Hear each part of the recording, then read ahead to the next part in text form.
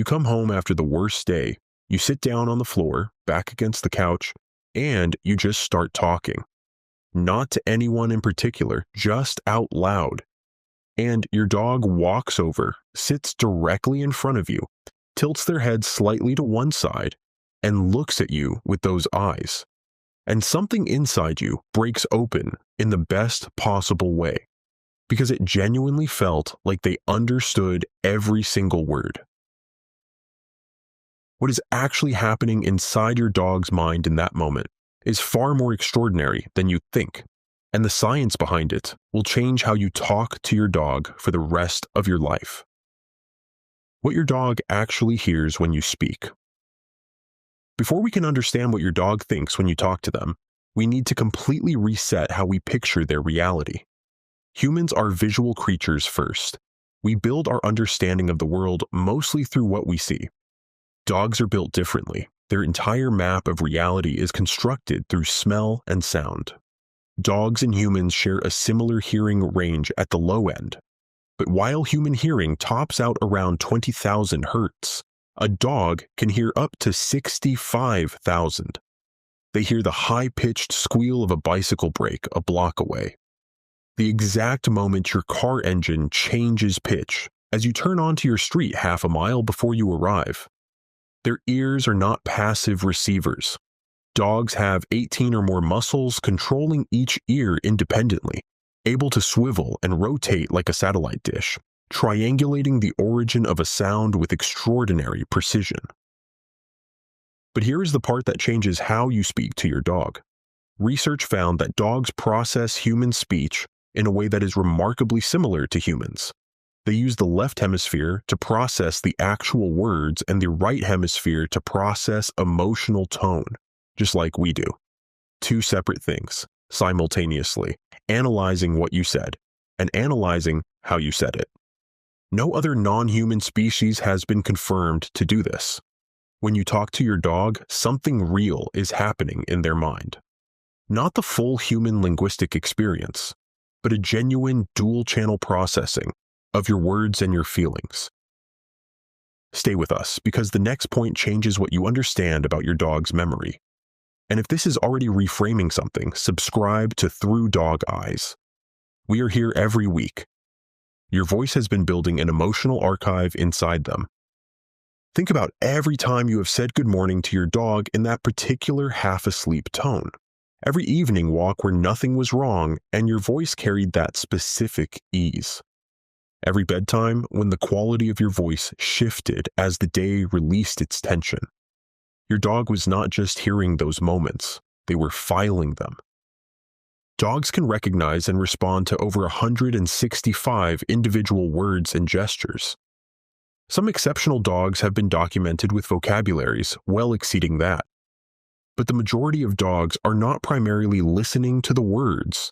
They are listening to something far more intimate. The emotional fingerprint of your voice, its rhythm, the way your pace slows when you are tired, the specific quality your voice gets when you are genuinely happy versus performing happiness, the almost imperceptible tightness when you are stressed. Research using brain imaging found that dogs respond differently to familiar voices versus unfamiliar ones. The reward centers of their brains showed higher activation when they heard their owner's voice compared to a stranger's. Your voice is neurologically registered as a reward. It literally makes their brain light up with positive signals. Every time you speak to your dog, you are reinforcing a bond written into their brain chemistry. You are, without knowing it, one of the most powerful emotional forces in their life. They are not evaluating your words, they are evaluating your soul. Try this. Say to your dog in a cold, tight voice, "You are the most incredible dog in the world." Watch them lower their head and move away. Now whisper in genuine warmth, "Hey, you silly goofball." Watch their whole body wag and their nose push into your hand. Same dog, same room, two completely different responses. The words were irrelevant. The tone was everything. Scientists call the musical emotional quality of speech prosody. The rhythm, the intonation, the rises and falls of your voice, independent of actual words. Research confirms that dogs are exceptional decoders of human prosody, possibly the best non-human decoders on the planet. When you speak to them with warmth, their stress hormones decrease, their heart rate tends to lower, they become more likely to approach and make eye contact. A sharp, low tone triggers a threat response in a dog's nervous system regardless of what you actually said. It resembles the acoustic signature of a growl, a warning, danger. This is hardwired, not learned. Your dog is not evaluating your grammar. They are evaluating how you mean what you say, and they are extraordinarily accurate at reading the gap between the two. While you are talking, they are answering you. The conversation between you and your dog is not a monologue. While you are talking, your dog is responding constantly, in a language most owners never fully learn to read. The head tilt. You say something, and they rotate their head to one side with concentrated attention. Research found that dogs who knew more words performed the head tilt more consistently when they heard meaningful words versus random sounds. The tilt may be a physical adjustment to better isolate certain sound frequencies. When your dog tilts their head, they are leaning in. They are working to understand you. They are choosing to try. Then there is the tail. Most owners only half read it. A tail held high and wagging broadly signals confident social arousal. But the direction carries a specific meaning. Research found that dogs tend to wag more toward the right when they see someone they love, and more toward the left when they encounter something threatening. The wag is not random movement. It is a directional, emotional signal. Your dog has been sending you a message every time they wag, and the message has a direction. And then the lean. When a dog presses their body weight into your leg while you are talking, they are not being passive. They are participating. They are sealing the conversation with their entire body. They are answering you with presence. Your dog does not speak your language, but they have been responding to every conversation you have ever had with them, in their body, in their eyes, in the way they position themselves near you when you speak. The conversation was always two-way. You just had not learned to listen to the other half. When you are hurting, they feel it before you say anything. You have not said a word. You walk through the door and put your things down, and your dog is already different, closer, quieter, watching you with a quality of attention that is not the same as their usual watching. They knew before you opened your mouth. Research found that dogs respond to human emotional distress with something that looks remarkably like empathy.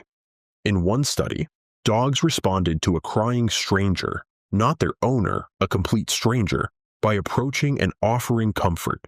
They were not responding to a familiar person. They were responding to the emotional signal of distress itself. That is the definition of empathy, responding to another being's emotional state independent of personal connection. A separate study found that dogs exposed to the scent of human fear showed significantly higher stress themselves and sought more comfort from their owners. They were not just detecting your emotion, they were absorbing it, entering your emotional state with you. Scientists call this emotional contagion, and dogs do it across species boundaries. When you are having a hard night and your dog comes and presses against you, they are not performing. They are not calculating. They are doing something ancient and genuine. They are choosing to share space with your pain. Because for them, leaving the pack member who is suffering alone is simply not an option. Your voice is the sound of safety, every single day. Think about the rhythms of your dog's day. The morning walk preceded by the specific sounds of your alarm and your feet on the floor. The feeding time bracketed by the sound of the cabinet opening and the particular way you call them to the kitchen. The evening ritual, the different quality of your voice as the day releases its tension. These are not just events. They are the pillars of your dog's psychological world. Each one a data point confirming the universe is operating correctly.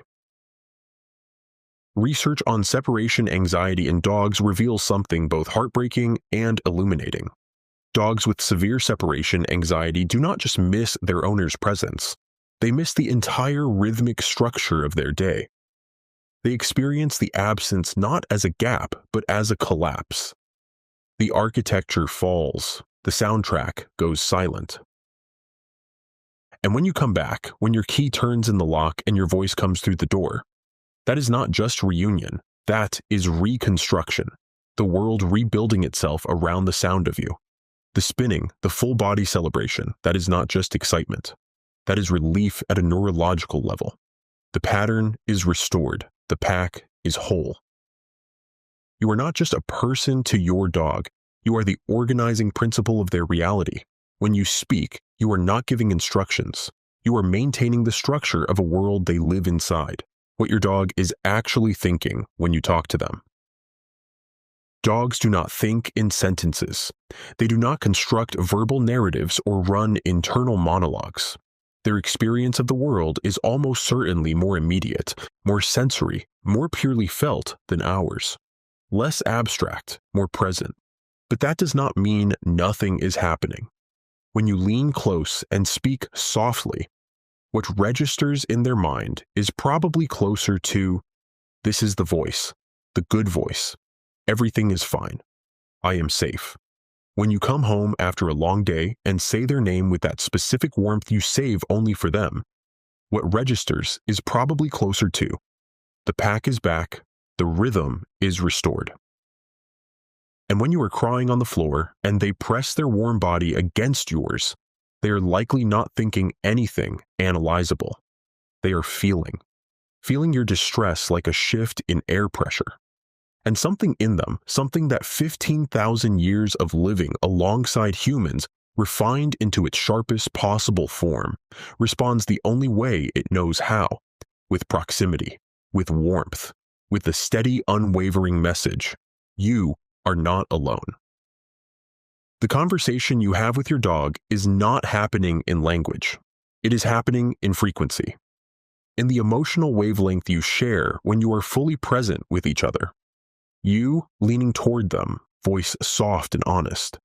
Them turning every available sensor in your direction, reading you completely, responding with everything they have. They're not puzzled when you talk to them. They are listening with everything they are. They just answer in a register most people never learn to hear. The next time you sit down and start talking to your dog, remember what is actually happening.